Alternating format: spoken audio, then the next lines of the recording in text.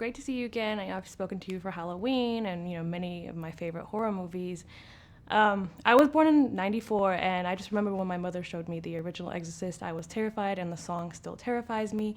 And when I saw the trailer to this film, I was utterly terrified. So, what was your reaction when you saw the original? And going into this, were you scared at all? And just your experience. Yeah, the original film o- awakened something in me that I didn't know a horror movie could do because I'd grown up on Nightmare on Elm Streets and Halloween's and Friday the 13th, and when I saw The Exorcist for the first time, I was 15 years old, and it felt real and it felt relatable and it felt like a documentary, and the authenticity I think that William Friedkin brought to that story was something that really unnerved me because you can you can see a movie where the boogeyman jumps out of the closet, but to see a young girl getting a spinal tap and blood splurting out of that takes your body to a whole different place. So it wasn't, it's not a movie full of jump scares. It's a movie full of things that disturb you to the core.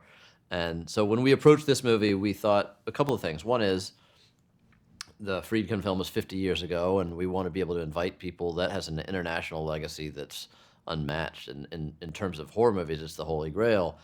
So we want to acknowledge that, honor that, bring integrity to the franchise, but we also need to invite a young horror-centric movie-going audience to our film.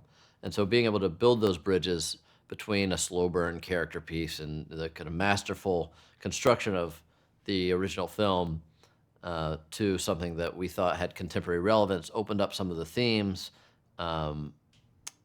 broadened some of the spiritual perspective, and also dealt with the possession of two girls at once, kind of taking our own broad swing at this this notion of demonic possession.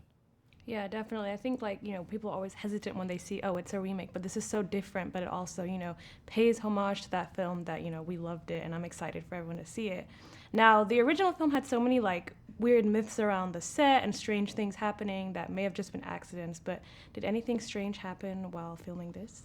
We took a lot of lessons from Ellen Burstyn and Linda Blair as a consultant for our process, and talked to them extensively about their experience on the original film. And I'm a very different director.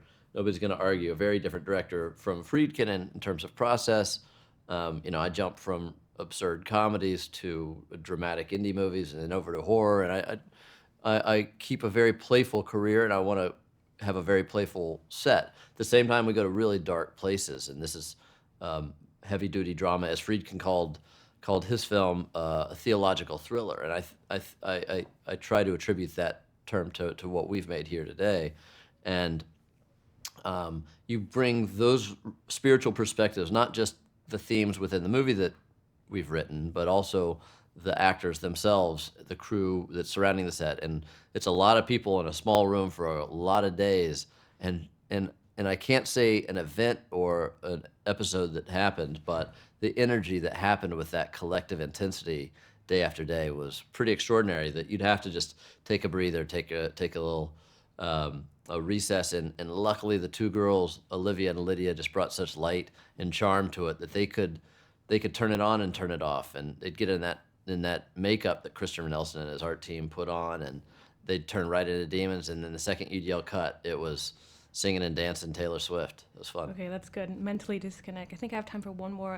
What was it like bringing Ellen back on board? I mean, that was legendary in itself. Ellen has always been one of my idols and has now become my friend. It's just great to have her there again as a consultant to the original film and a link to the original film, but also the idea that our creation of Chris MacNeil 50 years later was in some ways echoing the path of Ellen's journey after the success of the film. So we attribute it to a book that Chris wrote in the aftermath of the events at Georgetown, and here we're kind of mirroring a lot of those attributes with Ellen's success and an amazing life journey in the last 50 years. Thank you so much. Good to talk to you. And I would love more, All right. Thank you. Thank you. See you.